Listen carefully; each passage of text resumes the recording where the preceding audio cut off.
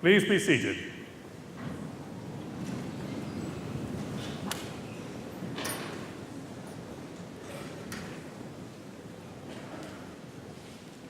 As Chancellor of the University, I declare this congregation open for the conferring of degrees by the authority of the Senate and of the Council.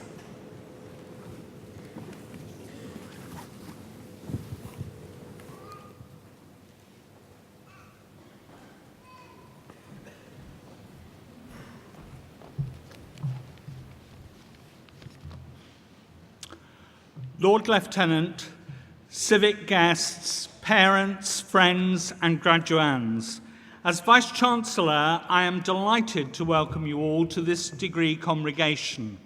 It is a celebration for those who graduate today. We celebrate your many achievements that culminate in the award of a degree from a major international research and teaching-led university. While you have been with us, the university has developed and changed. We are now a community of 19,000 students and 3,000 staff with a turnover of £184 million, a 6% increase on last year. It all demonstrates that universities are complex organisations. They are businesses with higher education at their heart. In these circumstances, higher education has quite properly become a topic of public interest. We are proud of our achievements in this academic year. Last autumn, we were shortlisted for a second time for the title Institution of the Year. We were delighted when we discovered that the Times Higher Education Supplements booklet on this competition commented, "Leicester may not be the most famous university in the UK, but by any measure, it is one of the best." We decided in the senior management team if we'd all had to write a sentence about Leicester, we couldn't have done it as well. This was a view shared by students that, not that we couldn't write a sentence, but that we could, in fact, compete with major universities. And those who completed the National Student Survey and placed us joint top among mainstream English universities who teach full-time students. And indeed, 14 departments out of 19 listed were placed in the top 10 in the UK. One of the reasons for this success is, we believe, the equal focus that Leicester places on providing high-quality teaching backed by high-quality research. We have also been very proud of the results that we have seen in recent months in respect of research grant and contract income.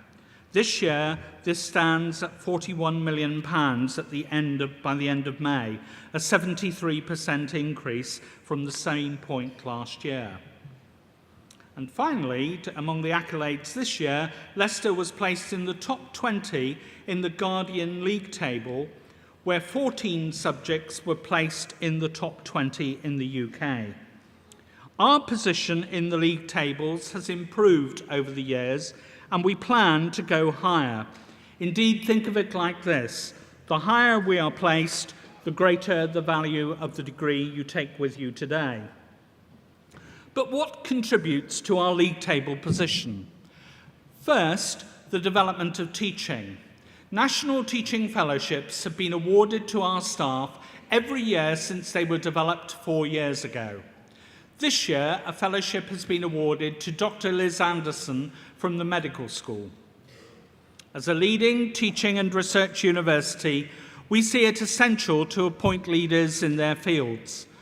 We have developed a new blood scheme for lecturers, which is now in its second round, where 500 applicants competed for 10 posts.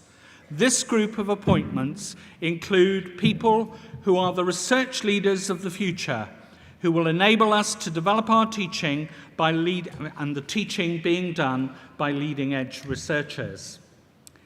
In the last year, Leicester researchers in the Faculty of Arts have in fact distinguished themselves in several ways. And just to give one or two examples of the people who've been teaching you over the last 3 years. In archaeology, for example, a 3-year Arts Humanities Research Council grant has been awarded to Dr. Neil Christie for research on the re-emergence of towns in late early medieval Europe, focusing on Wallingford in Oxfordshire as a case study. Leicester archaeologists have also unearthed an ancient curse tablet during an excavation in the city centre here in Leicester, where the new Shire's shopping centre is to be developed. Our Centre for American Studies, in collaboration with the Space Research Centre, organised a 50 Years in Space event at the National Space Centre in April to commemorate 50 years since the launch of the Soviet satellite Sputnik in 1957. And in the Faculty of Arts, 5 of the faculty's schools and departments were ranked in the top 20 of their subject tables in the Guardian League table. Meanwhile, in the social sciences, the Department of Politics Research Centre organised a major conference in May which brought together academics and practitioners to discuss Christian ethics and military practice, and in particular focused on military intervention in Afghanistan, Iraq, Sierra Leone and Kosovo, indicating the way in which the social sciences deal with topics of the age and make a contribution to the debate by policymakers and practitioners. Meanwhile, our Department of Media and Communication has been involved in a very high-profile study with the BBC's Panorama programme that investigated the impact on family life of abstention from watching television, using computers and computer games for 2 weeks. Clearly, there are many important and exciting topics for people to research, and this contributes directly to the teaching programme. Indeed, we were pleased to note that the Department of Media and Communication was placed by undergraduates in 2nd place in the UK in the National Student Survey. Now, in order to support the work of our staff and students, we have developed high-quality facilities. In the last year, we have opened a new £25 million student hall of residence at our Oadby campus with state-of-the-art facilities for 581 students. This will be officially opened in December this year and will be named after our outgoing Chairman of Council, John Foster. We have also completed a £6 million refurbishment of over 130 rooms and laboratories, and during the course of this year, we also opened a £22 million building dedicated to biomedical science. But by far the largest building project in which the university has engaged since the 1960s is the University Library project, which will open to staff and students in January 2008. This is an essential part of the research and teaching infrastructure that constitutes a £32 million project for everyone on campus. It will double the size of our library and bring together excellent facilities for research and teaching. It will demonstrate that libraries, knowledge creation and knowledge management are at the very heart of higher education. But any university requires multi-million pound investment for new buildings, new laboratories and classrooms, and also the equipment that is required as much in the arts and social sciences as it is in the natural and life sciences. And here, Leicester is no exception. Over the past 3 years, the university has invested over £80 million in its estate. This has been funded using our own funds, government grants, loans and donations. It is therefore essential that government funding continues to help transform universities. But this funding needs to be placed alongside our own fundraising. Indeed, we are almost at the end of our campaign for the library project, for which we have raised £10 million. But can I say, we would be very willing to accept further donations this afternoon or at any other time. All these facilities enhance the student experience in Leicester, and we are planning many more. It is very appropriate that students and staff have the appropriate tools to engage in the teaching research job. The university also makes a significant contribution to the community that comes in many forms. Contact, a student volunteer organisation, which some members of the student union refer to as the Vice-Chancellor's favourite club and society, has 540 registered volunteers with over 300 students currently volunteering. During this last academic year, Contact volunteers have clocked up over 10,000 volunteer hours in the community, and 4,000 of those hours are from students who volunteer to be in direct contact with young people in the local community. In particular, they have had extensive involvement in literacy programs in schools and other projects working with young children. There are 170 projects on the current database and over 400 different project opportunities. Some of Contact's new projects this year have included an after-school drama club operated in one of the deprived areas of the inner city, collaborations with the Refugee Housing Association, helping to raise money for local refugees, and an environmental education project, which again operates just off the inner city ring road for school children, young offenders, and local community groups. As a result of these projects, we know that more than 1,600 young people will have had contact with a University of Leicester student by the end of this academic year. For those of you in this degree congregation who have participated, we are very proud of you.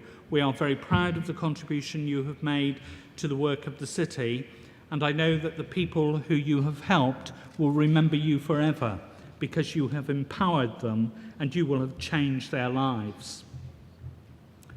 This year, we have opened our 6th sculpture show some 10 days ago in the beautiful surroundings of our Botanic Garden in Oadby. This year, the exhibition brings together work by some of the world's most accomplished sculptors and celebrates the work of both emerging and established artists who work side by side at Studio Sem in Pietrasanta in Italy, a studio that is known throughout the world as a beacon for nurturing creative exchange with many illustrious names. The exhibits are very expensive, but viewing is free, and I do strongly recommend it before you return home. Here in the university, our work never stops. We are creating plans for new research, new teaching programs, and new community links. It all demonstrates we are a dynamic university, and I hope that those of you who graduate today will keep in touch with us through the Alumni Association. Certainly, I shall look forward to meeting you in the coming years. Finally, I would like to congratulate you all on the degrees you have obtained.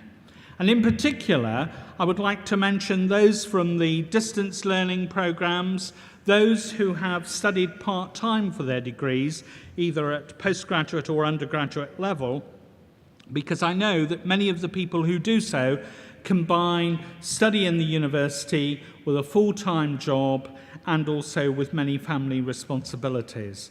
And I know that your families will be absolutely delighted at your success today. But before I close, I'd like to tell you about a competition that I've been running for the last 7 years. So this is year 8. And basically, we have a competition between all the faculties to see who can applaud loudest and longest. Now, I can give you some tips on this. Friday afternoon, we've got the medics in here. And basically, they stamp on the floor, they make huge amounts of noise.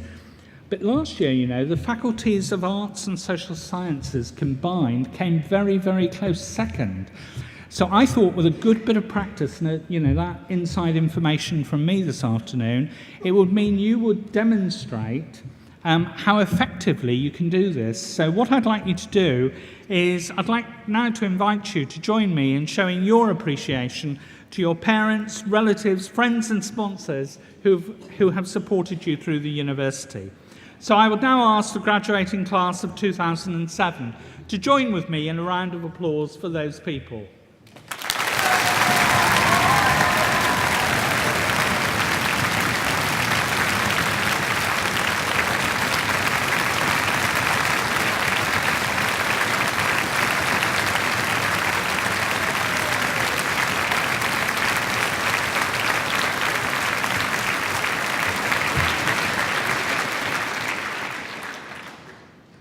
That's very good. It's better than any previous cohort of arts and social science graduates. I shall need to have a discussion with the deans later about whether they've been practicing with you earlier in the year.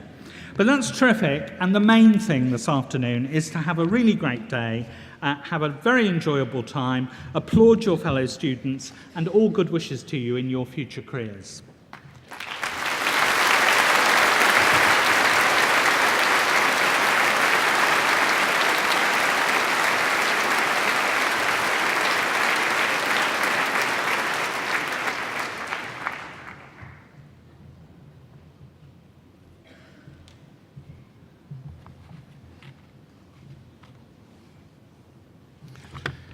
Karl Jenkins is Britain's most versatile composer.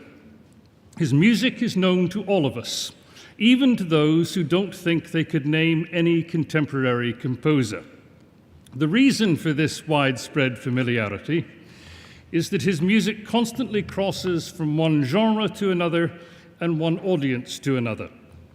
Adiemus, which is performed in classical concerts, is also used in advertisements for the Cheltenham and Gloucester Building Society and for Delta Airlines. Many of his arrangements are also known to millions, notably the Papa Nicole advertisements for the Renault Clio. In addition to classical, orchestra and choral compositions and commercial music, Karl Jenkins has also worked in jazz and fusion and world music and opera and progressive rock. Karl's first teacher was his father, a school teacher who was also an organist and choir master. As a schoolboy in Wales, Karl took up the oboe, which he played in the National Youth Orchestra of Wales. He went on to the University of Wales at Cardiff, where he read music, and then moved to London to study at the Royal Academy of Music. When he became a professional musician, his chosen medium was jazz and jazz rock. He was a regular performer at Ronnie Scott's club and a regular winner of jazz polls. His first major group was Nucleus, a jazz rock band in which Karl played oboe and keyboard.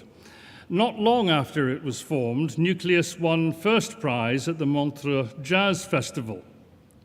Next, Karl joined Soft Machine, a psychedelic progressive rock and jazz fusion band named after the William S. Burroughs sequel to The Naked Lunch.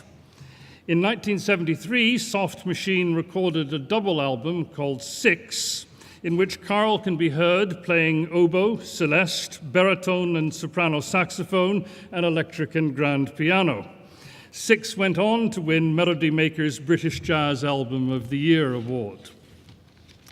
Karl performed with Soft Machine until 1984, but during this period he was also working as a media composer. He composed for documentary films such as The Celts and Testament and won BAFTA awards for both. His advertising music included work for British Airways, Volvo, Tag Heuer, Pepsi, and De Beers. Again, the awards rolled in, including the Golden Lions from Cannes and several Clios from New York. The protean quality of his music is particularly evident in the piece written for De Beers, which together with Adiemus has probably been heard by more people than any of his other music. It was used in a famous series of television advertisements in which jewelry was worn by people seen only in silhouette. Karl later used it as the opening track of an album called Diamond Music, and then reworked it as the theme for the first movement of Palladio, a piece whose title underlines the architectonic quality of his work. The return to music for the concert platform came with Adiemus, an innovative crossover project in which a classical foundation supports vocal and percussive sounds drawn from a variety of ethnic traditions and articulated in an invented language. That titular word adiemus gestures towards a very similar Latin word meaning we will draw near, but it's also one of Karl's invented words, which in this piece are designed to be heard as instrumental sound rather than as a libretto. So by escaping the ethnocentricity of language, the words transcend the particularities of time and place. Adiemus and its successors did indeed draw people together, and it topped both classical and pop charts in many countries with 17 gold and platinum disc awards. For many listeners, Karl's greatest work is The Armed Man, A Mass for Peace, which was commissioned by the Royal Armouries for the millennium. The Ottoman conquest of Kosovo in 1389 and of Constantinople in 1453 had given rise to plans for a crusade. And a song called L'Homme Armé, which survives in more than 40 Renaissance settings, articulated the fears aroused by a man who is armed. The fall of Kosovo reverberated down through the centuries, and Karl Jenkins wrote his Armed Man as the latest horrors of Kosovo were being revealed to a generation that had believed that war in Europe was part of our past rather than of our present. Like Britain's war requiem, The Armed Man supplements the words of the Mass with settings of passages from other works, in this case drawn from Mallory, Dryden, Swift, Tennyson, Kipling, the Quran, and the Mahabharata. The Times described the premiere at the Royal Albert Hall, in which a firebomb of orchestral and human voices was said to have drawn prolonged shouts of approval from the audience.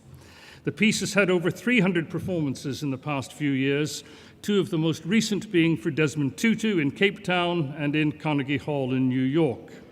The Benedictus from the work is one of the most frequently requested pieces on Classic FM and has contributed to Karl being voted into the Classic FM Hall of Fame, the only living composer in the top 10.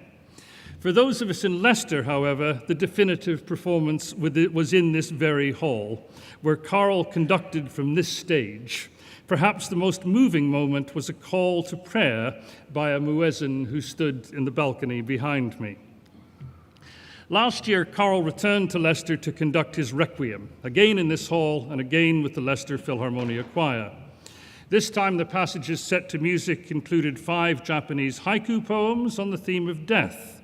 Perhaps the most memorable for those of us in the audience was the storming Dies Irae, which has a hip-hop percussion beat.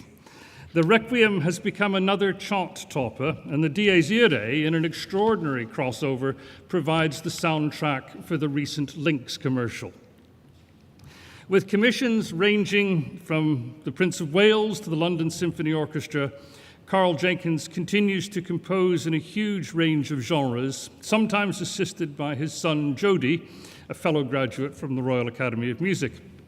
Karl has written the music for the Kiefer Sutherland feature film River Queen, and his score has recently won first prize at the Shanghai Film Festival. His work has also been recognized in the UK, notably in an OBE awarded by the Queen, but also in a special edition of the South Bank Show and by his appearance on Desert Island Discs, where his luxury was a piano and his book was the Michelin Guide to France. Celebrity has not, however, diminished his energy. His latest release with Dame Kiri Te Kanawa is called Kiri Sings Karl. His current project is a setting of the Stabat Mater for Liverpool Anglican Cathedral, a performance that will crown Liverpool's City of Culture Festival. We hope that he will in due course perform it here in Leicester, a city and county for which he has great affection, one manifestation of which is his marriage to Carol Barrett, who is here today, a fellow composer who went to school in Ashby-de-la-Zouch and played with the Leicestershire Youth Orchestra. Mr. Chancellor, on the recommendation of the Senate and of the Council, I present to you Karl Jenkins that you may confer upon him the degree of Doctor of Music. So I listen to the degree of Doctor of Music. Congratulations, Mark. Listen to the bar. Take a bow.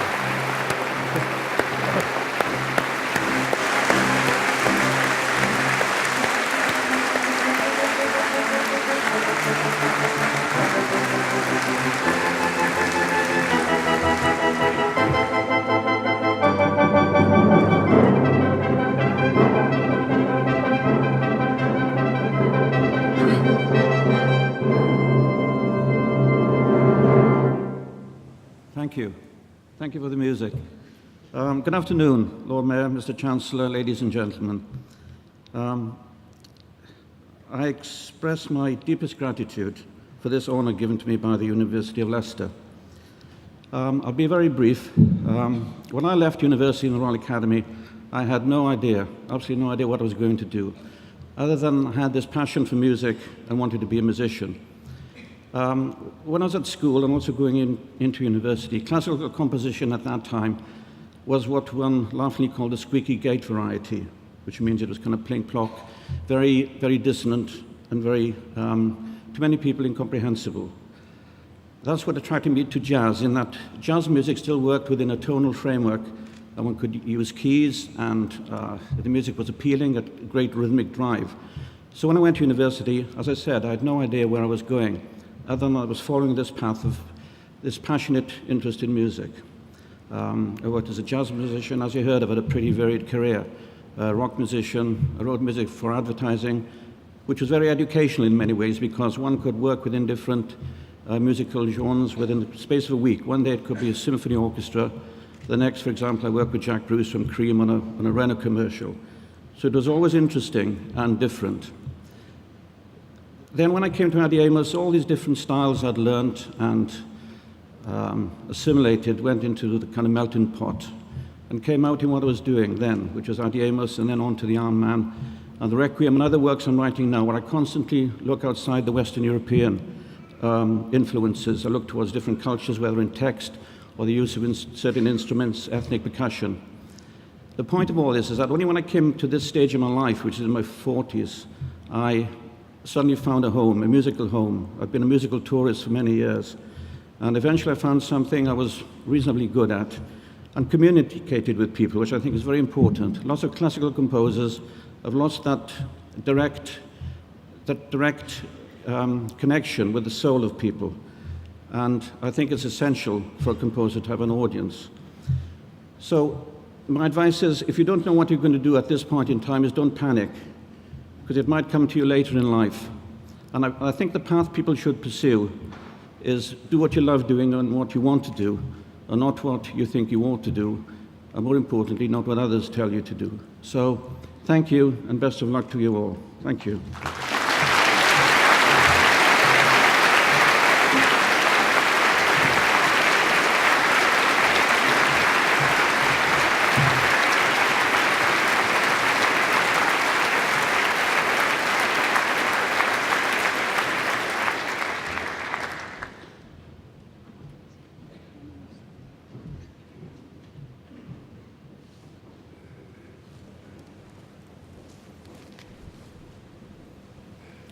The graduates in the Faculty of Arts will be presented by the Dean, Professor Shattuck.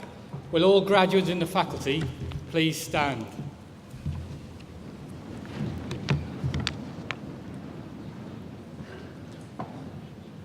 Mr. Chancellor, I ask you to admit these candidates from the Faculty of Arts to the several degrees for which they are presented. Graduands in the Faculty of Arts, by the authority of the Senate, I admit you to the several degrees for which you are presented.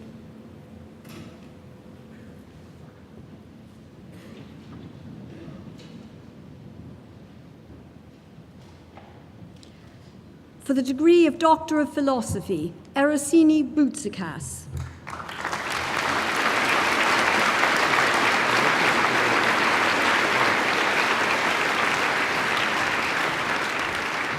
Michael Crease.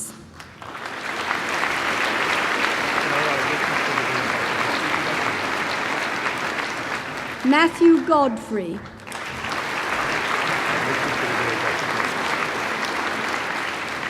Michael Hawkes.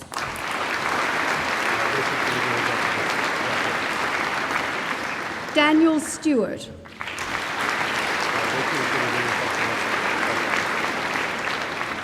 For the degree of Master of Arts in Archaeology and Heritage, Avis Jeanette Lloyd.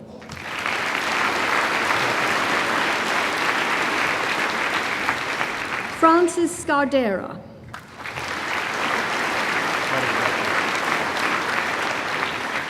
John Sterland.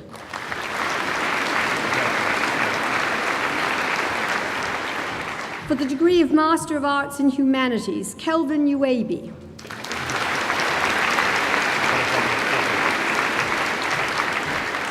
For the degree of Bachelor of Arts in American Studies, Josephine Anderson.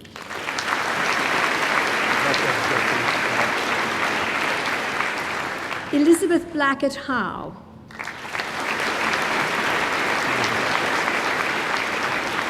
Siobhan Scully.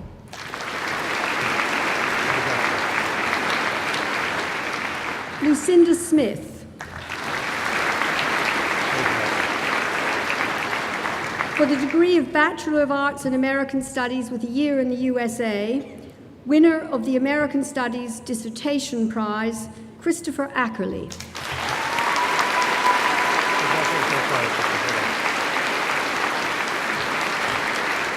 Brian Adjetti.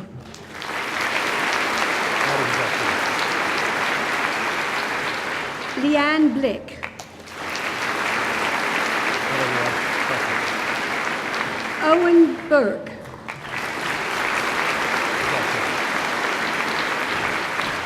Susanna Cook.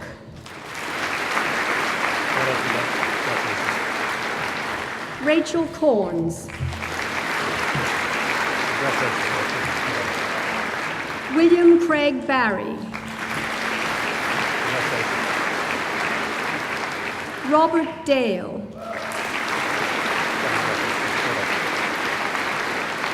Oliver Dolman.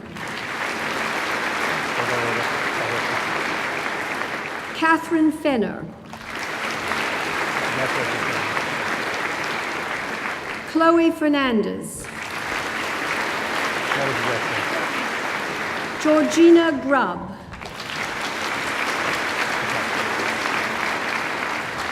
Caroline Gudgeon. Safia Haytham. Kerry Higton.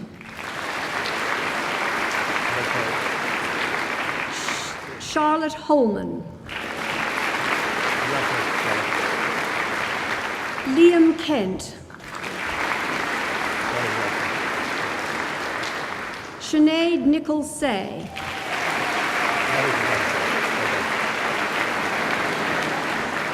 Ian Parsons. Ray Porter.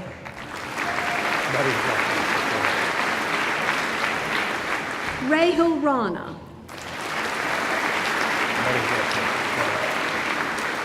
John Tromans. Catherine Wheeler.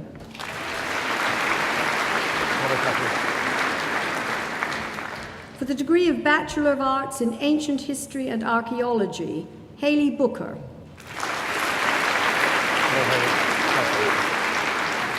Jonathan Crawford.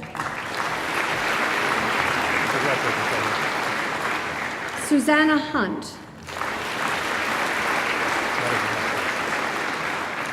Winner of the Arnold Wickham Gom Prize, Nicholas Jeffs.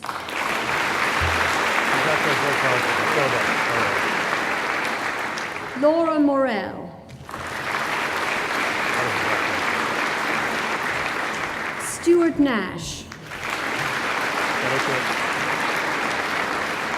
Samantha Sharp. Jonathan Wilkinson. Charlene Winchester. Madeline Wright. For the degree of Bachelor of Arts in Ancient History and Archaeology, European Union, Daniel Reynolds.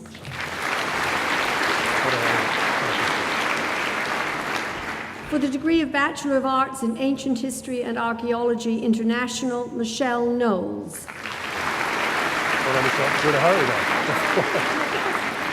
Jonathan Nemo.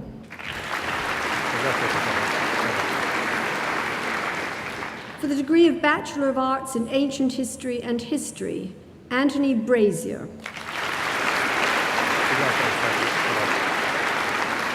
Warren Brown. Catherine Clark. Lucy Culverhouse. Sandy Pear. David Hibbett. Rushanara Hannum.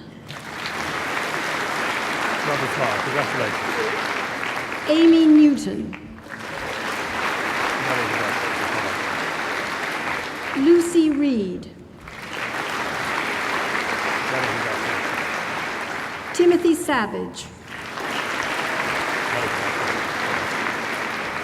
Tony Shelley.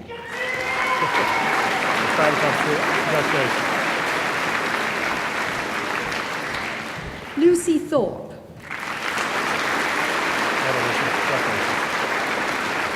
Benjamin Tudor.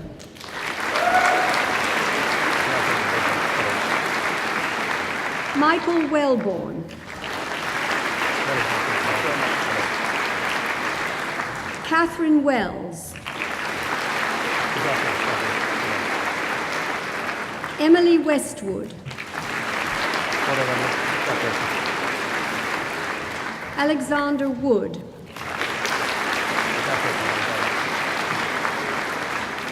For the degree of Bachelor of Arts in Archaeology, Carla Cassidy. Adam Clapton.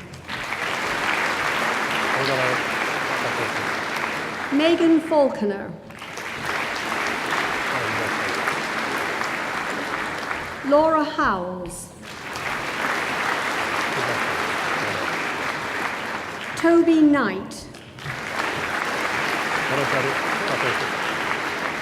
Emma Mills.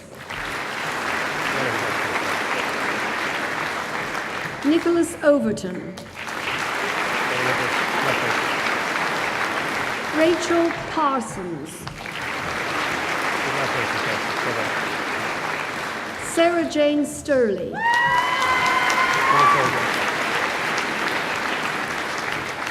Jennifer Thompson.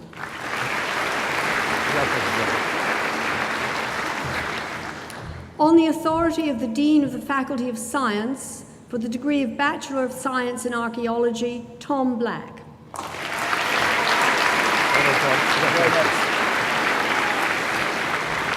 For the degree of Bachelor of Science in Archaeology International, Oliver Spears.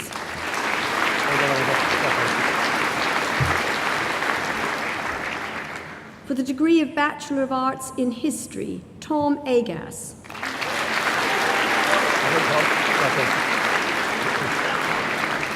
Ayman Ali.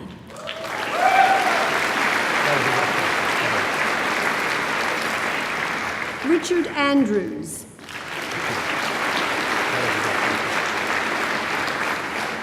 Daniel Aplin.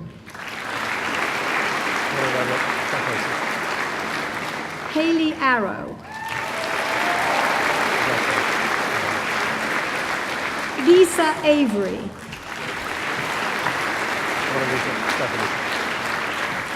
Kimberly Baker.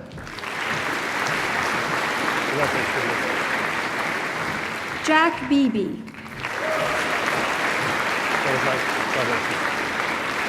John Bellis. David Benjamin.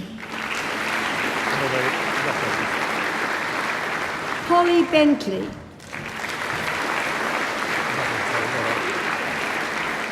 Charlotte Birch.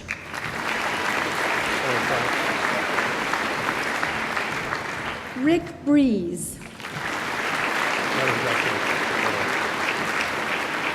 Alistair Brewer. Emma Brown. Charlotte Bull.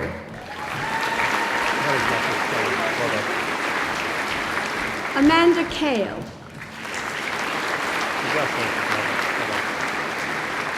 Adam Carr. Simon Chapman. John Coles. Richard Crabb.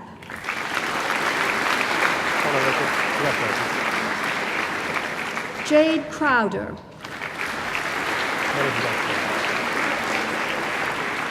Laura Cumbo. James Ding. Alan Dixon. Zoe Downing. Ricky Durance.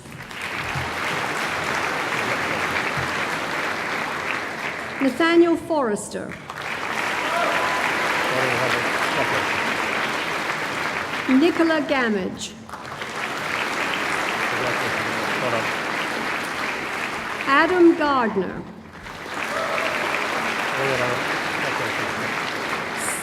Samuel Gillett.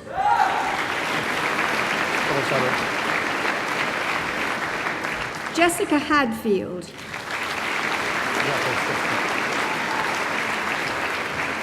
Akili Halil.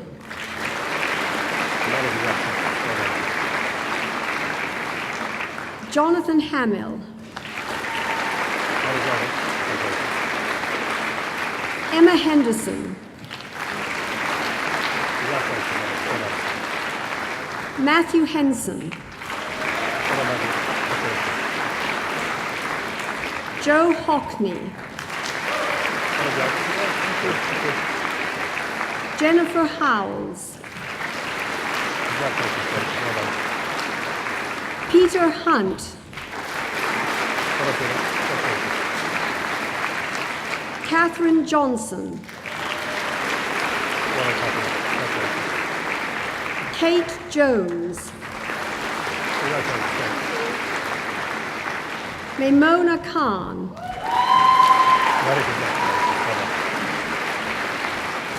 Ruby Large. Anthony Latham.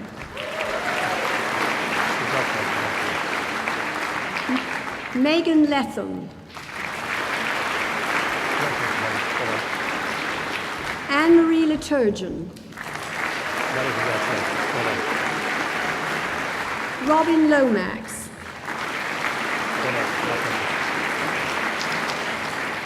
Neil Malone.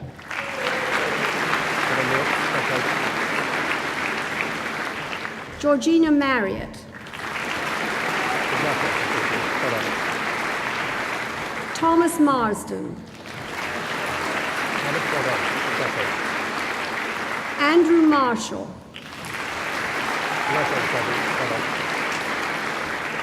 Paul McCoy. Catherine McDowell.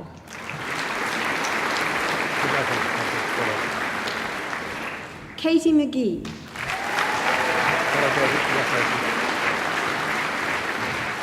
Nicola Meriden.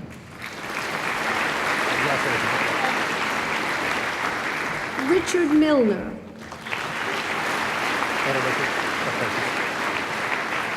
Peter Mitchell.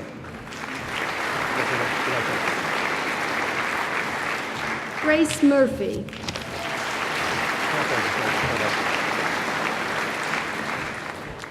Winner of the F&M Kessner Prize, the Faculty Prize, the West End Memorial Prize, the J.H. Plum Prize, the Professor W.H. Brock Prize, the H.J. Dias Prize, and the Professor Jack Simmons Prize, Matthew Neal.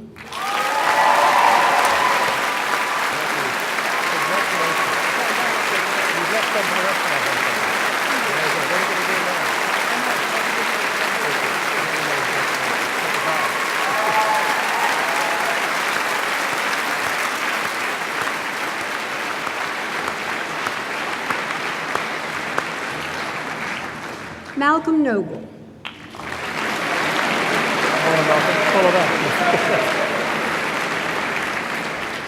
Ben Nutter. Many congratulations. Rory O'Connor.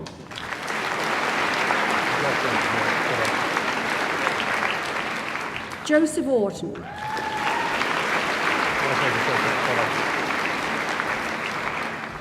Winner of the Ralph Davis Prize and the Arthur Poole Memorial Prize, Kirsty Owens. Congratulations, Kirsty. Well done, all five. Rata Palmer. Many congratulations. Well done. Luke Parsons. Luke, congratulations. Neil Parsons. Congratulations, Stuart. Well done. Paz Pound. Many congratulations. Well done. Marissa Rayburn. Many congratulations. Shahila Rahman. Many congratulations. Sadia Riaz. Many congratulations. Well done. Neil Robinson. Many congratulations. Well done. Leanne Robson. Leanne, well done. Congratulations. Lawrence Rudkin. Well done. Congratulations. Nicholas Sayer. Congratulations. Jeff Shepherd. Yes, congratulations. Well done. Nathaniel Sloan. Well done, Nathaniel. Congratulations. Matthew Sturman. Congratulations, Matthew. Well done. Fiona Tate. Fiona, congratulations. Nicholas Taylor. Well done, Nicholas. Congratulations. Rosemary Taylor. Well done, Nicholas. Congratulations. Grace Tebbett. Many congratulations. Well done. Harriet Thew. Congratulations, well done. Liam Thomas. Many congratulations. Well done. Sebastian Twigden. Well done, Sebastian. Cheers. Jessica Wadsworth. Congratulations, Jessica. Well done. Gemma Warren. Congratulations, well done. Simon Waters. Well done, Simon. Congratulations. Andrew Waugh. Congratulations, well done. Stephen Wally. Congratulations, well done. Tom Winterton. Many congratulations, well done. For the degree of Bachelor of Arts in History, European Union, Elizabeth Musham. Congratulations, Elizabeth. Well done. Pavel Swidlicki. Many congratulations, well done. For the degree of Bachelor of Arts in History and Archaeology, Josephine Ben. Congratulations, Josephine. Well done. Jonathan Hancock. Well done, Jonathan. Congratulations. Siobhan Heffernan. Congratulations, Siobhan. Well done. Holly Kyle. Many congratulations, well done. Nicola Lund. Congratulations, well done. David Newstead. Well done, David. Congratulations. For the degree of Bachelor of Arts in History and Archaeology, European Union, Wing Hee Lee. David, congratulations. For the degree of Bachelor of Arts in History and Politics, Rebecca Barraclough. Congratulations, Rebecca. Well done. Hannah Bayliss. Well done, congratulations. Andrew Beadsworth. Congratulations, well done. Lee Crouch. Many congratulations, well done. Ian Dent. David, congratulations. Thomas Downey. Well done, Thomas. Philip Durant. James Fairbanks. Rebecca Freeman. Thomas Frost. Thomas Gaynor. Rajpal Gatura. Many congratulations. Well done. Andrew Harding.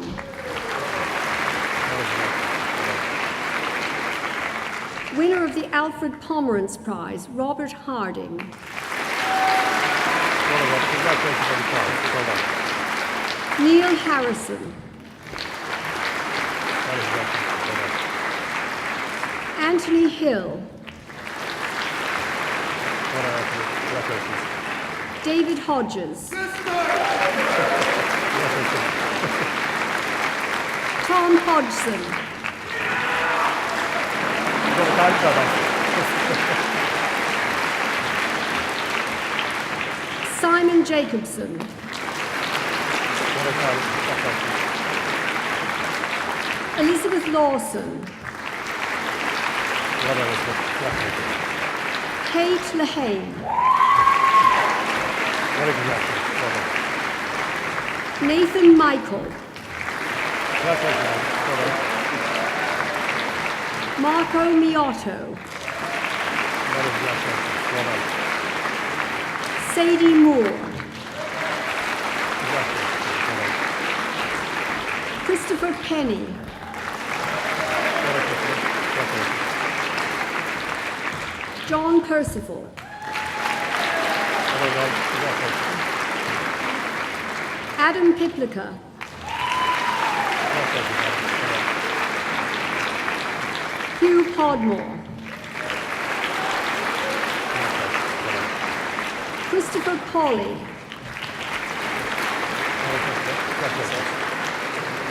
Manpreet Randhawa.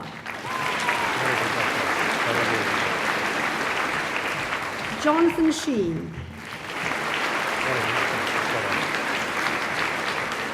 Rachel Smith.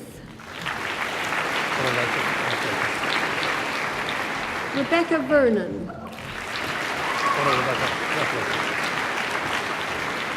Philip Weller. Kelly Welton. Michael White. Thomas Whitney.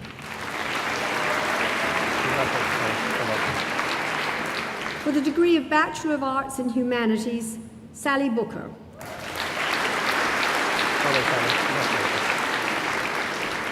Winner of the Humanities World Humanities Prize, Barbara Fothergill.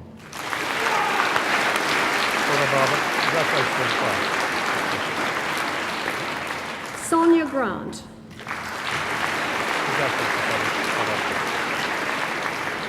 Michael Lamble.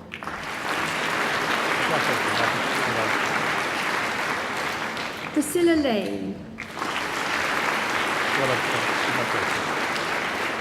Jane Lever.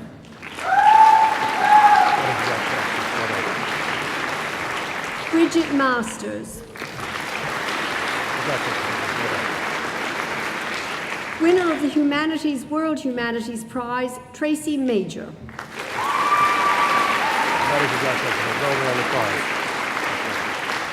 Sheila Stewart.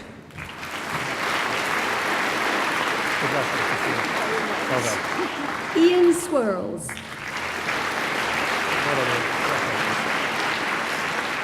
Wendy Taylor.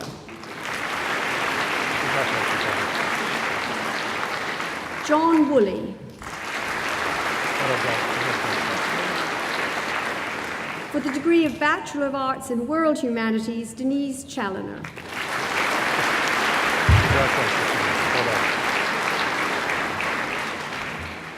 Mr. Chancellor, I ask you to admit to the several degrees for which they are presented by my faculty those candidates who are absent. By the authority of the Senate, I admit those candidates who are absent to the several degrees for which they are presented.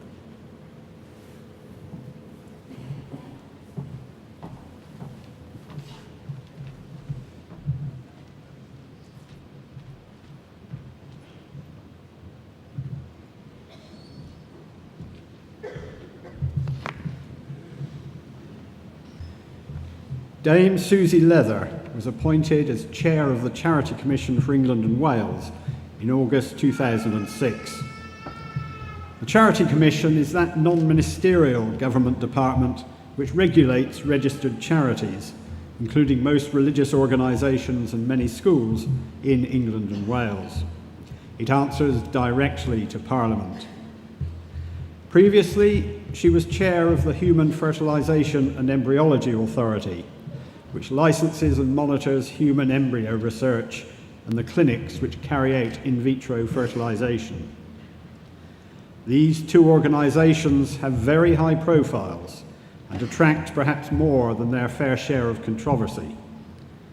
The chair of each requires remarkable diplomatic and interpersonal skills, skills which Suzi Leather possesses in abundance. Dame Suzi studied for her BA in politics at Exeter University and then came to this university, where she received an MA in European politics. After leaving Leicester, she took up a career in consumer representation, working for the Consumers in Europe group for 5 years. Her career then changed direction. She became a trainee probation officer, having volunteered with the service, and returned to Exeter to obtain a B.Phil in social work and also a certificate of qualification in social work. However, at this point, marriage and a family intervened. Whilst the demands of small children took up most of her time for the next 10 years, she continued as a freelance consumer consultant. She returned to the public sector as chairman of the Exeter and District Community NHS Trust, a post she held from 1997 until 2001, latterly combining this job with that of deputy chair of the UK Food Standards Authority. In 2002, Dame Suzi Leather was appointed to the chair of the Human Fertilisation and Embryology Authority, the HFEA. The authority deals with perhaps the most sensitive areas of human existence. Its remit involves it in sex, science, politics, and religion. Traditionally, 3 of these subjects are banned as topics of discussion on licensed premises for fear of causing a disturbance. The 4th, science, rarely inflames the emotions. The work of the HFEA involves the most emotive of subjects, the beginning of human life and the anguish of people longing to be parents. It is also to regulate scientists intent on pushing the boundaries of research. To add to the problems, large amounts of money are involved in the business of in vitro fertilisation. As the chair of the HFEA, Suzi Leather had to deal with all of these issues. She went further. As befitted someone who helped found one of the first university bioethics courses in this country, she regularly initiated debates about fertility and called for legislation in this area to be updated on a regular basis. She also wished to make the welfare of the embryo, the nascent child, the authority's concern. Those who know Suzi Leather describe her as an ethical idealist, but a pragmatic one. These were the qualities that led to her success as chairman of the HFEA, and in recognition of this work, she became a Dame of the Order of the British Empire in 2006. In August of last year, Dame Suzi Leather became the chair of the Charity Commission. Her early experience as a champion of the consumer and her later experience of regulation with the Food Standards Agency and then the HFEA, in combination, make her the ideal person to chair the Charity Commission. She took up her post shortly before the passing of the 2006 Charities Act, which introduced the specific requirement and I quote, of benefit to the general public in order to claim charitable status. As the Charity Commission regulates all charities, this change in the law means that it now has to look carefully at what charities tell it about the public benefits they bring and decide whether they should remain on the register of charities with all the benefits, particularly tax relief, that come with charitable status. For the first time in over 400 years, charities which advance religion and education will have to demonstrate that they provide a public benefit. It seems likely that Dame Suzi's political and diplomatic skills will be required in more high-profile debates in the coming years. Now, charities rely heavily on ordinary people, volunteers and trustees who do the work in their spare time, yet who carry huge responsibility. Dame Suzi knows this from personal experience as a volunteer for Age Concern. In order to encourage people to devote time and energy to charities, the Charity Commission has to support them by keeping regulation proportionate and information easily understandable. Dame Suzi Leather is perfectly qualified to do this. Mr. Chancellor, on the recommendation of the Senate and of the Council, I present Susan Catherine Leather, that you may confer on her the honorary degree of Doctor of Laws. Madam, I admit you to the degree of Doctor of Laws. Congratulations, Susan.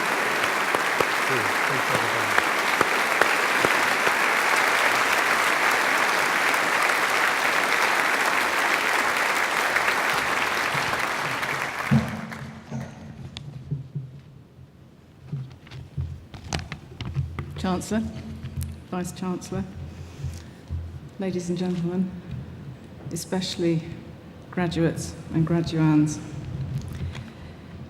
We remember few of the individual days of our lives years after they've passed, but today is such a day. You will remember this, your graduation day, the culmination of long hours in lectures, libraries, and individual learning, which have led to the coveted degrees that you set your hearts on. It's a profound privilege to share this day with you, and I congratulate each one of you. Receiving this honorary degree means more to me than you can imagine, perhaps, since, as has been mentioned, I too studied here and did my MA in European politics, graduating in 1978, and it's a real joy to return here. We gain very much from tertiary education. We gain knowledge and learn skills. We're exposed to ideas and values which, consciously or unconsciously, we carry for the rest of our days. Health and economic analysis indicates that graduates are likely to live longer and healthier lives and even to earn more. So we are, I think, indeed blessed. Graduation itself is a ritual which marks a completion. It celebrates achievement and enables us to give thanks for all the experience that that achievement has involved. But in this ending, there is inevitably some sadness and also perhaps some trepidation. In fact, what I remember from my graduation day was not the speeches or the celebrations, far less who the honorary graduates were. What I remember most clearly was this extraordinary sense of loss. I was aware that it was my last day at university, that many of the people I'd known, my fellow students and teachers, I was perhaps seeing for the last time. So I, like many of you today, was saying goodbyes. And perhaps unlike many of you, but oddly like Karl, I didn't know what I was going to do. I had no clear idea what my life path was, and I was rather scared. Above all, I wanted an interesting life. I was alarmingly dismissive, my parents would say, of the need to earn money, and I had high ideals. These ideals have not always immediately advantaged me. At one of the first job interviews I attended, which was in market research, I rather proudly stated that I would never work on tobacco products. I wasn't prepared to promote in any way a product which the manufacturers knew would kill half their consumers before their time. "Ah," said the interviewer, "that is going to be a problem because our main client at the moment is John Players and Son." Frankly, I have had an extraordinarily interesting career, including, as has been said, at the Food Standards Agency and at the Human Fertilisation and Embryology Authority. And both those roles involved the endlessly fascinating and often difficult interface between science and public perceptions. How precautionary should we be to protect public health from food safety risks? How far should we go to select embryos with certain genetic characteristics? Now at the Charity Commission, my responsibilities are rather different. But in my first year of regulating the 190,000 charities in England and Wales, I've learned some important lessons from the people I often meet. People who are using their own lives to change the lives of others. And seeing at first hand the work they do and the incredible achievements they have secured has confirmed for me that you don't have to be a hero or famous or frankly even recognised to change lives for the better. What you do need is a sense of purpose. You need a belief that by taking positive action yourself and by working with others who feel the same, one step at a time, you can bring fundamental and lasting change.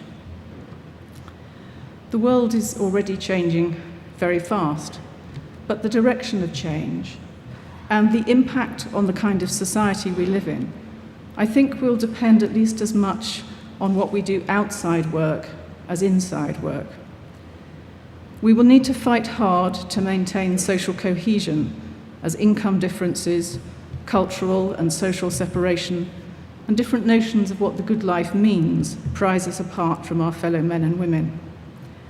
We will need strong local structures that bind us together in our common humanity, including churches, civic groups, music, sports, reading, gardening clubs, and so on. We will certainly need robust international organisations to overcome the global pressures that are creating new forms of oppression. All these organisations, charities for the most part, require volunteers. So in your lives ahead, may I suggest that if you possibly can, you set aside a little time or perhaps money each week to do something, however little, for others. Not because you're paid to do it or you want a rounded CV, although as a volunteer you'll certainly get that, but in the spirit of putting something back in just measure to what you have been given. I think it was Disraeli who said that universities should bring three things: light, liberty, and learning. It is a pleasure and honour that, like you, I can call myself a graduate of such a beacon of light, liberty, and learning as the University of Leicester. And I salute you all.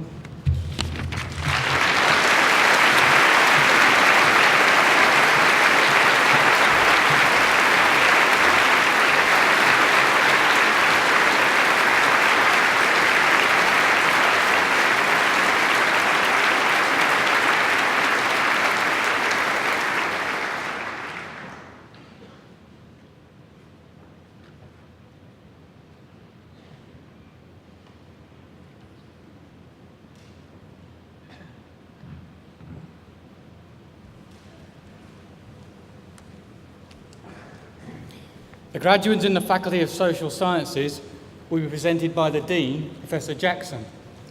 Will all graduates in the faculty please stand?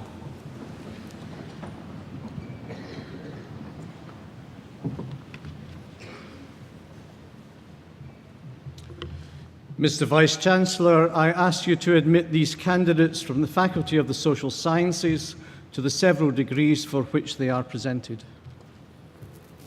Graduands in the Faculty of the Social Sciences, by the authority of the Senate, I admit you to the several degrees for which you are presented.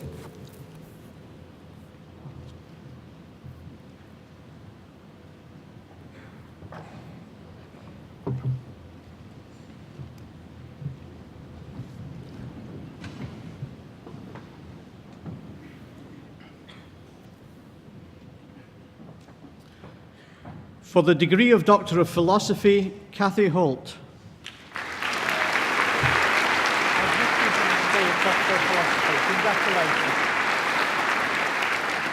Kota Ito.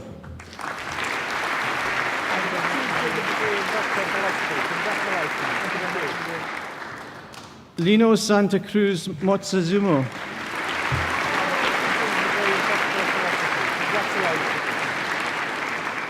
Matthew Tompkins.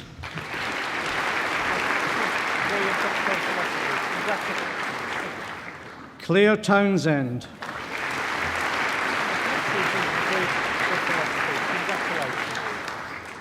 For the degree of Master of Arts in English Local History, Michael Busby.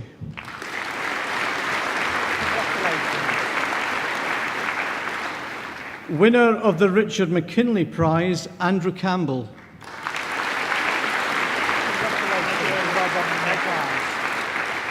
Zoe Dindor. Sheila Jones. Sylvia Ray. Rosemary Ruck. Noel Tornbaum.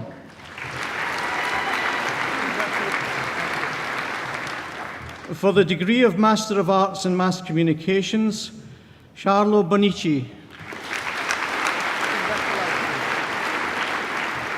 Dorian Kassar. G.G. Ho.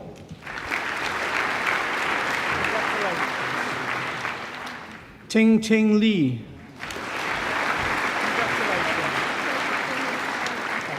Meng Lu. Min Chang. Yi Kin Yong.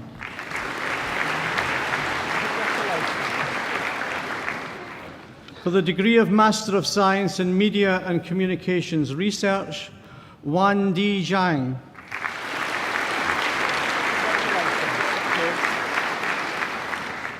For the degree of Bachelor of Arts in Contemporary History, winner of the F&M Kesner Prize, Amy Alton.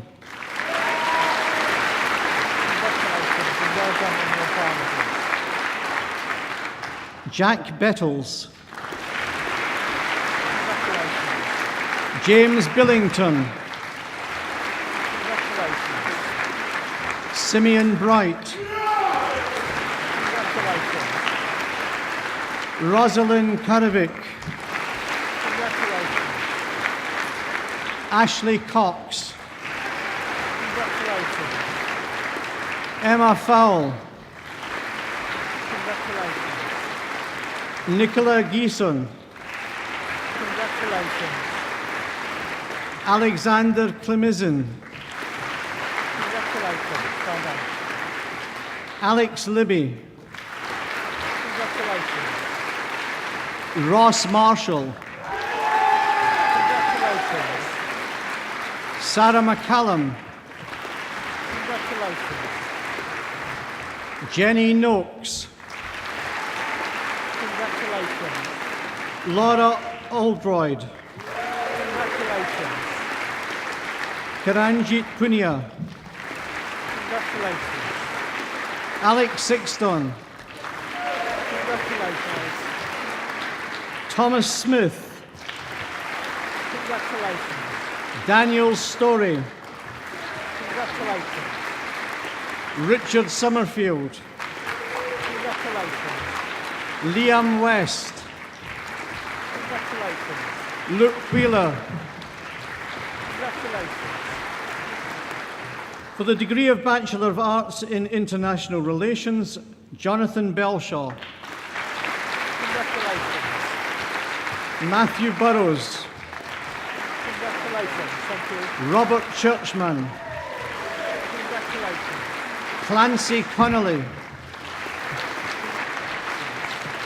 Jean Dehaan. James Dunham. Gavin Factor. Winner of the Elsie and Barnett Janner Travel Scholarship, Samantha Froggatt. Congratulations and well done on your prize. Marcus Gale. Congratulations. Thomas Humphrey. Congratulations. Christopher Jenkins. Congratulations. Andrew Johns. Congratulations. Winner of the Maurice Hookham Prize, Oksana Kemp. Congratulations. Well done on your prize. John McCann. Congratulations. Fine. Patrick Moole. Congratulations. Peter Mutabaruka. Congratulations. Robert Napier Fenning. Congratulations. Ojiro Okateti. Congratulations. Tanvi Pat.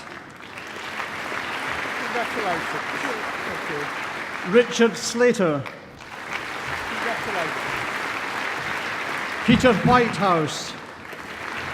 Congratulations. For the degree of Bachelor of Arts in Politics, Marcus Angel.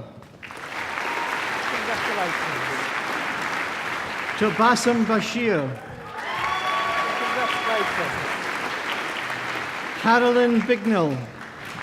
Congratulations. Gary Broderick. Congratulations. Michael Brett. Congratulations. Daniel Cato. Congratulations. Dilraj Dalawal. Congratulations. Ben Duffy. Congratulations. Ayman El Khalifa. Congratulations. Thomas Goodwin. Congratulations and well done on your record, sir. Emily Griffiths. Congratulations. Yvonne Guboidia. Congratulations. Daniel Kimpton. Congratulations. Daniel King. Congratulations. Adam Lowry. Congratulations. Nishal Patel. Congratulations. Trisha Sefa Atakora. Congratulations. Jessica Sargent. Congratulations. Diane Smith. Congratulations. Christopher Terrace Taylor. Congratulations. Jason Whaley. Congratulations. Darush Jazdanapur. Congratulations.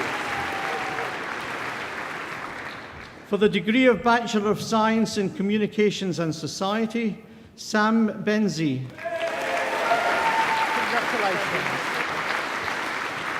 Shane Clancy. Congratulations. Ruth Clark. Congratulations. Sarah Coxon. Congratulations. Thank you. Sean Douglas. Congratulations. Susanna Dunnett. Congratulations.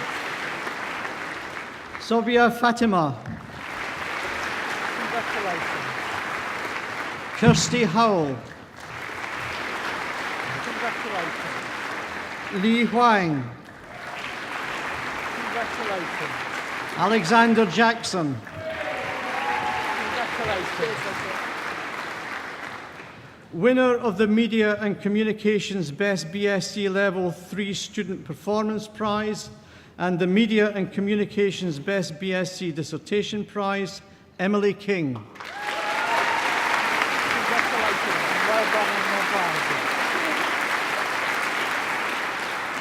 Francis Lee. Congratulations. Rachna Makwana. Congratulations. Thank you. Sharina Manku. Congratulations. Catherine Norman. Congratulations. Mark Oldman. Congratulations. Emily Perkins. Congratulations. Stephen Pitt.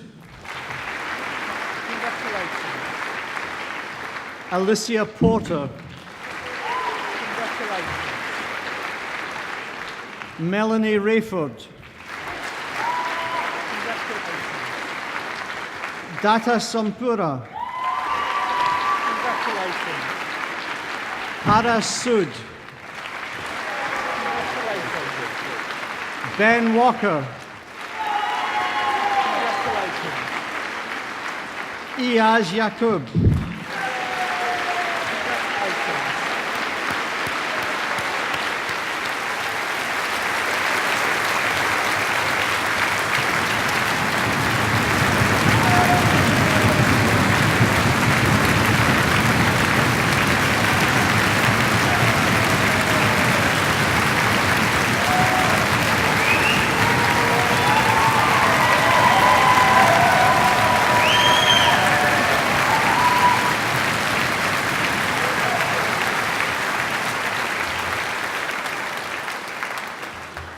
Prize-winning stuff.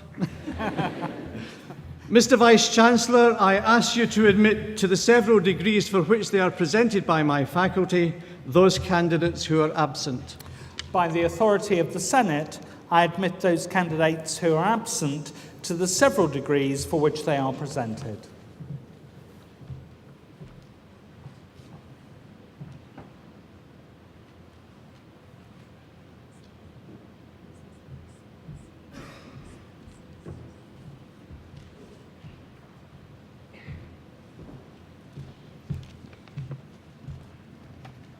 Madam Lord Lieutenant, distinguished civic guests, graduates, ladies and gentlemen, it's a great privilege on occasions such as this as your Chancellor to welcome into our university distinguished individuals whom we honour and who in turn honour us by their acceptance of our degrees. And so it is today as we welcome Karl Jenkins and welcome back Suzi Leather. May I therefore begin with adding my own warm congratulations, and I know those of the Vice-Chancellor as well, to both of you. Once more, the orator has done his research with meticulous care and presented the case with eloquence and humour.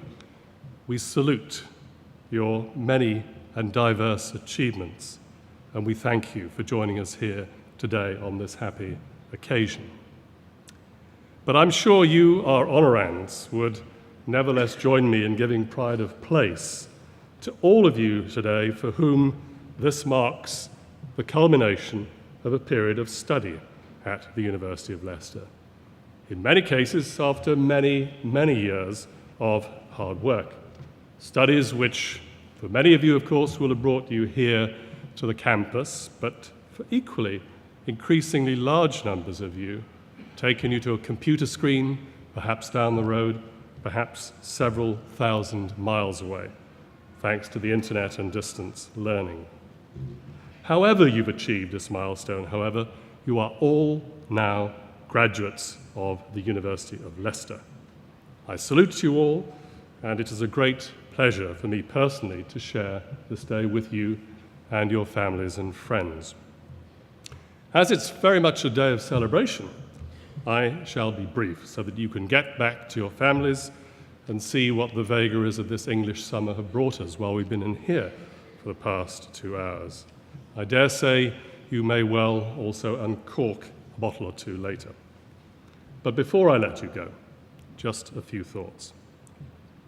I was struck as I was shaking hands with all of you just now by the sheer diversity and richness of the number of topics and subjects which you've been tackling, and equally by their relevance and central importance to this rather tangled and challenging world that you will either be entering as you begin your careers or, in many cases, as you re-enter the world and continue already established careers. It's a world in which we're all too familiar with human conflict dominating the front pages of our newspapers today, and reports that the activities of humankind over the millennia threaten the very fabric of our planet tomorrow. But you, armed with a deep appreciation and understanding of the broad sweep of history, the global political processes which shape our lives, the ability to communicate to others, you are well placed as the next generation to tackle these issues head on. And above all, common to all of you, I hope that what you take away from Leicester is an ability to think and to reason and to express these thoughts in such a way that they can be shared coherently with others. For that, to me, is what education is all about, regardless of your specific discipline and subject. You see, the value of education is something which we all too often take for granted in this busy modern world. It's simply a rite of passage we go through before we get on with the rest of our lives. But its importance was brought home to me recently in rather unusual surroundings. I've just returned, as one does, from a trek to Everest Base Camp. Now, you may not think this is the sort of things that chancellors get up to, but as many of my colleagues know, the boomer generation don't know when to quit, although there were several occasions when I came close to that recently.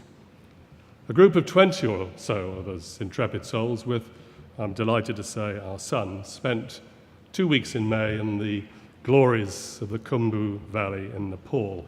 And for me, seeing Everest for the first time was a sight I shall remember for the rest of my life. It was also the toughest thing physically I have ever attempted. Now, I'm not exactly size 24, but I nevertheless lost about 5% of my body mass in just over a couple of weeks. So this week's relentless, and it is relentless, round of lunches and degree dinners, for once I see as a gastronomic opportunity rather than a threat. The trails our son and I were on were steep and unrelenting, and some of the drop-offs, I have to say, were rather sobering. You can imagine, therefore, my surprise one morning as I labored up this path about 4,000 meters up Everest, puffing away, limbs creaking, when I was passed by a shrieking, excited group of primary school children. Immaculately dressed, carrying satchels bulging with books. It could have been on the Kensington High Street, but it was halfway up Mount Everest, and these children were on their way to the nearest school. It was a scene which was echoed some days later in the endearing chaos, that's the only way I can describe it, that is Kathmandu. How is it that Rudyard Kipling said, he said, and the wildest dreams of Kew are the facts of Kathmandu. And they were indeed, and as I watched high school students from a government school coming out equally immaculately dressed, bubbling with enthusiasm and brightness, I was reminded that I was in the poorest country, or one of the poorest countries on the planet, a country in which education is a key to an individual's future, in a country where the average income per capita is less than 250 million, US dollars per year. Would that it were the larger of the two sums. So I was reminded of this central importance, and as I stand here before you today, having shaken your hands and awarded your degrees, it's a message I would like to leave you with as well. Never forget the importance of your education and how privileged you have all been to attend the University of Leicester. Let me conclude, however, where I began, in congratulating all of our graduates today. Enjoy your well-earned celebrations this evening, and may the future bring you every success and happiness. Thank you.